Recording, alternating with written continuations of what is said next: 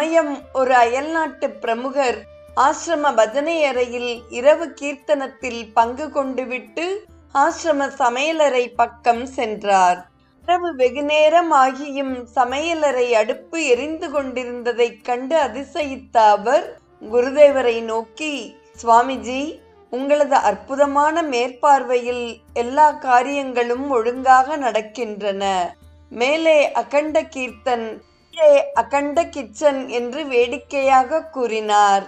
நீங்கள் கூறுவது ரொம்பவும் சரி. அகண்ட கீர்த்தன், அகண்ட கிச்சன் இரண்டிலுமே எனக்கு மிகுந்த நம்பிக்கை உண்டு. பிந்தையது இன்றி முந்தையது நடக்காது. அகண்ட பூரி, அகண்ட சாய், அகண்ட பால் பழங்கள் ஆகியவற்றால் நான் கவனித்துக் கொள்வதால்தான் உலகெங்கும் பரந்து பணியாற்றும் தெய்வீக வாழ்க்கை சங்கத்தின் பணிகள் இவ்வளவு பரந்து விரிந்துள்ளன என்று குருதேவர் மிக முக்கியமானதொரு கருத்தை வேடிக்கையாக குறிப்பிட்டார்.